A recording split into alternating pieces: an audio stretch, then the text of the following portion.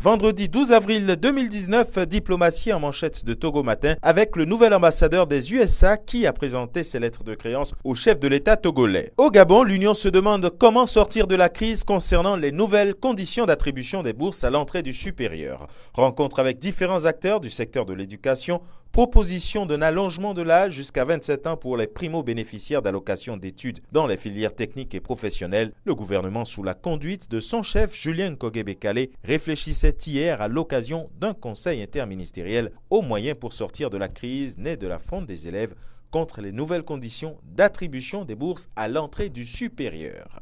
En Côte d'Ivoire, c'est en cybercriminalité que nous envoie le sursaut. Le préfet d'Abidjan échappe à une arnaque. Le film de l'arrestation des mises en cause. Rentrée solennelle du Sénat à Yamoussoukro en manchette de Fraternité Matin, Ouattara appelle sénateurs et députés à une étroite collaboration.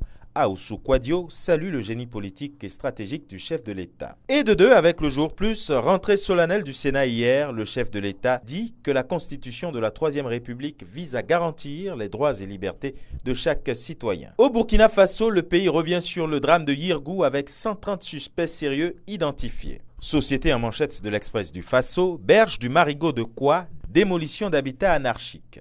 Mutation titre concernant l'affaire Mida, Sagranda Konengi. Depuis la prison, le commandant en second de la mission d'intégration et de développement pour l'Afrique accuse une plainte déposée contre le gouverneur du centre, le préfet de Mfoudi et le délégué général à la Sûreté nationale.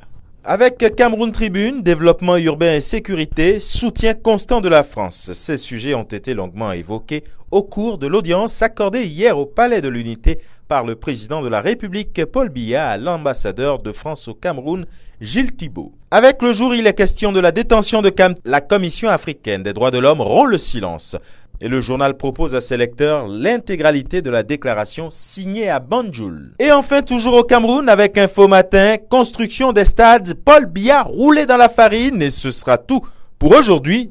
À la semaine prochaine.